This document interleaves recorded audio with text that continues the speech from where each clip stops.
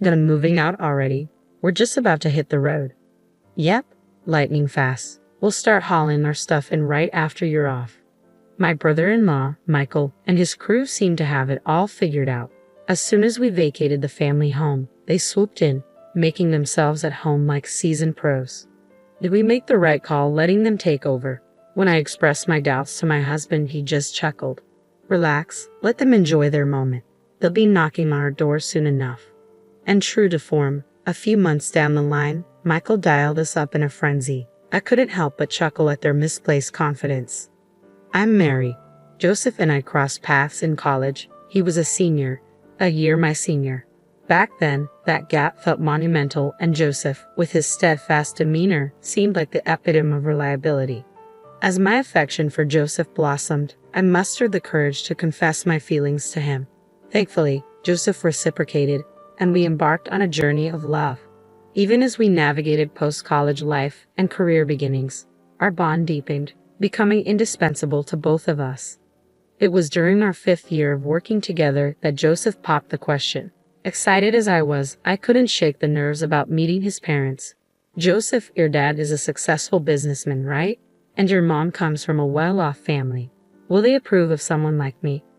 With a reassuring smile, Joseph replied, You're caring and genuine, qualities they'll admire. Encouraged by his faith in me, I nervously introduced myself to his parents. So, you're Mary? We've been eager to meet you. You're just as charming and capable as Joseph described. Has he been causing you any trouble? Oh, not at all. Joseph has been nothing but wonderful to me. Just as Joseph had predicted, both his father, Daniel, and mother, Linda, greeted me warmly, instantly putting my worries to rest. It feels like you've been part of our family forever, they remarked. If we ever had a daughter, she would have been just like you, they added warmly. I earnestly reciprocated to my in-laws. I also consider Daniel and Linda as my own parents. After our wedding and honeymoon, Joseph and I found ourselves in a scramble to secure a new place as our current condo lease was ending.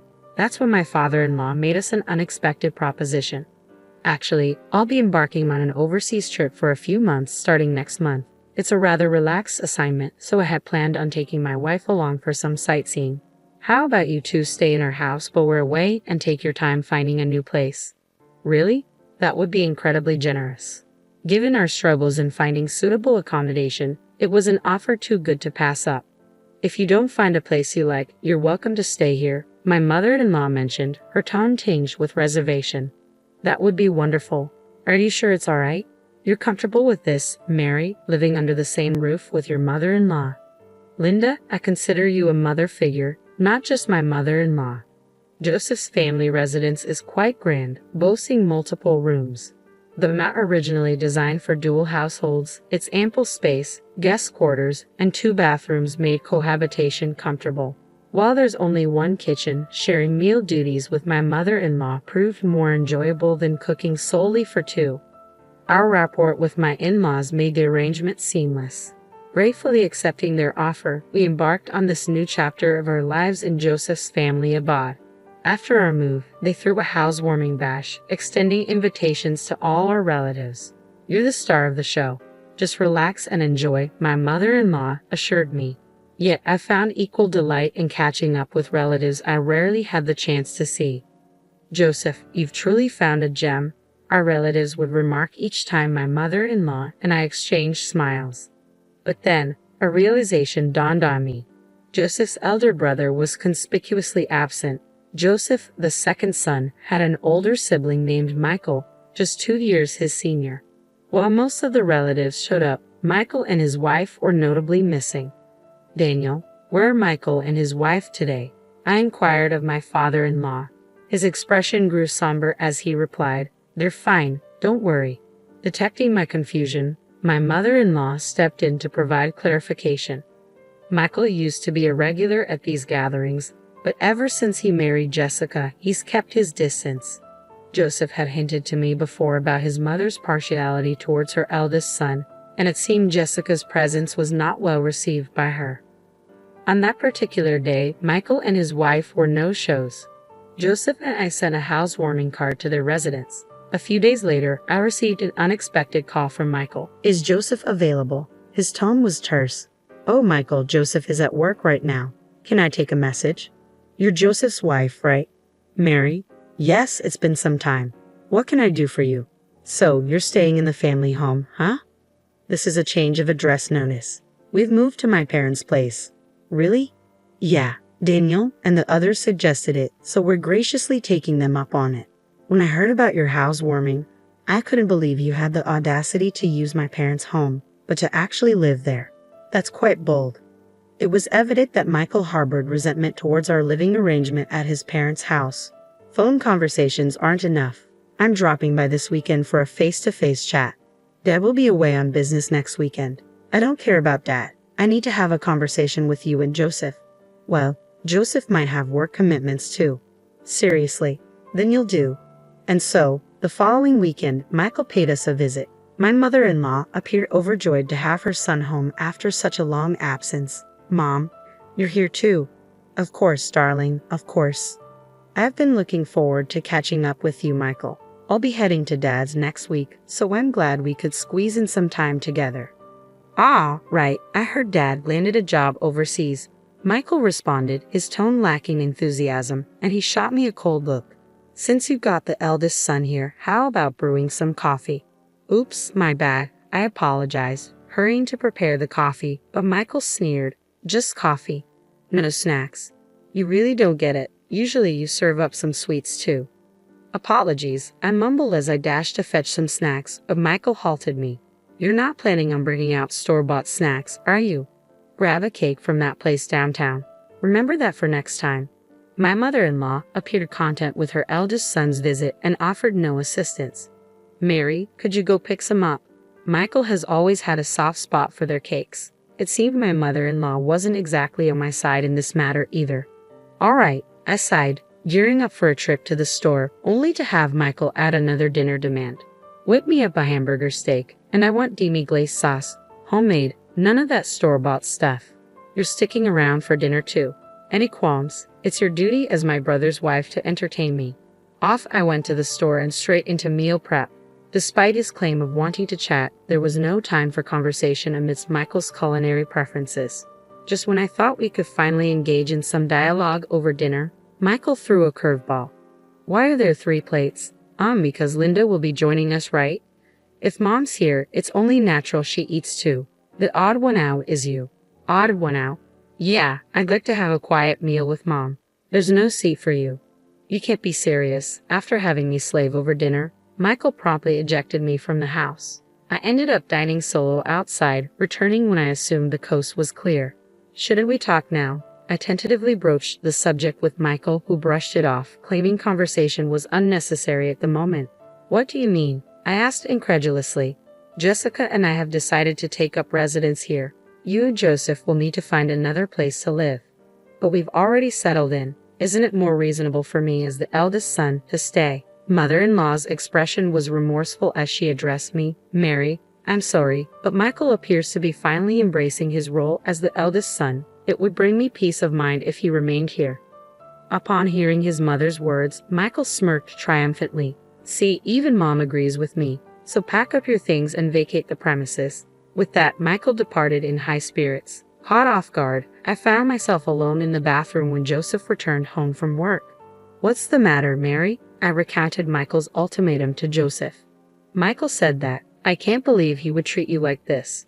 Joseph seethed with anger and promptly informed his father overseas about the situation. Following his conversation with his father, Joseph approached me, saying, I'm sorry you had to endure this. Let's find a new place and establish our own home.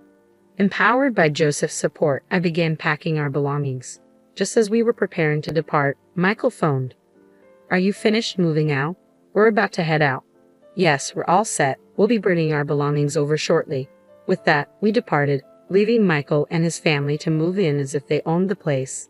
Did we make the right decision? Watching Michael and Jessica act freely in the house, I couldn't resist venting to Joseph.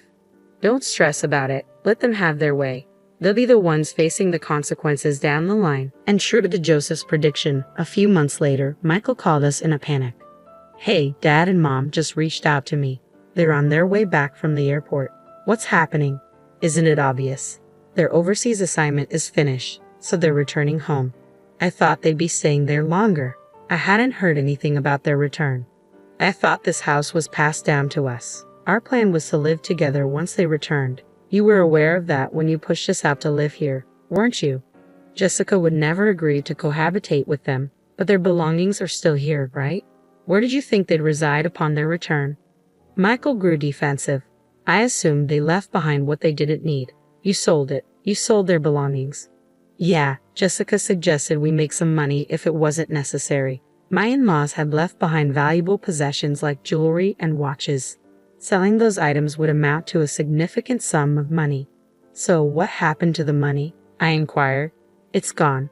We blew through it like it was a windfall, Michael admitted. And what if they find out? I pressed. I suppose it's just a matter of time, he conceded. Well, then what's the plan? I asked anxiously. Mary, can you come over and lend a hand? Michael requested. Help? Why should I? I retorted. So you're prioritizing Mom's favorite over Jessica, huh? Assist me by shifting the blame onto Jessica. It's the duty of a brother's wife to protect the eldest son, Michael implored. Don't delude yourself. I wouldn't lift a finger for a disrespectful couple like you, I rebuffed firmly. Please, I apologize for everything thus far, Michael pleaded. An apology won't rectify the situation. You should be accountable for your actions. Isn't that the principle of the eldest son? Disregarding Michael's pleas on the other end of the line, I terminated the call. Later, I discussed the matter with Joseph. Joseph chuckled. Indeed, Jessica, who never saw eye to eye with Dad and Mom, would never agree to move back in. Dad even suggested we live wherever we please until they relent and vacate. He's covering all the relocation and rental expenses. I see, Joseph responded calmly despite his earlier anger at Michael's audacity, understanding why he kept silent. I thought if I told you, Mary, you might inadvertently warn them, Joseph explained. Apologies for not speaking up, he added. No problem. I feel much relieved now, I assured him. Michael and Jessica found themselves stranded, awaiting my parents-in-law's return with no alternative housing, depleted savings, and a terminated lease. When my parents-in-law arrived back from their trip, they were livid to discover their belongings sold off. I never imagined you could be so irresponsible. There's no point in trying to reform you. Leave at once. Michael protested, but I thought you weren't coming back. I thought Jessica and I could stay here. Isn't Mama on my side? Even mother-in-law couldn't defend him. Michael had no intention of residing with us. It was foolish of me to hope for a change. My parents-in-law presented Michael and Jessica with the bills for the jewelry and watches they had sold and promptly evicted them. We can't afford this. We have nowhere else to go. Exactly. I'm not even employed. Father-in-law berated the knave pair. Unbelievable. You squander money you haven't earned. Repayment can't wait for months. Being unemployed isn't an excuse. Find work and start reimbursing. Father-in-law's firm tone finally resonated with them. Jessica took on multiple part-time jobs, dedicating all her earnings to the repayment. Unable to meet father-in-law's monthly installment plan, Michael's salary had to fill a shortfall. Consequently, they now reside modestly in a more economical, smaller apartment. Later, mother-in-law and father-in-law visited the condominium where Joseph and I reside. Mary, I sincerely apologize. I got carried away, believing Michael could reside with us. It's all right. It's all in the past. No, it's not all right. And Mary, I'd like to pose the question to you once more. Would you entertain the idea of living with us? Mother-in-law appeared genuinely contrite. We've always recognized that mother-in-law isn't a bad person. Joseph and I exchanged a glance and nodded. Our decision was made. Absolutely, if Daniel and Linda are agreeable, we'd be delighted to return to the house. We unanimously decided to reunite as a family of 4 under one roof. This experience seems to have deepened the bond between my in-laws and me even further.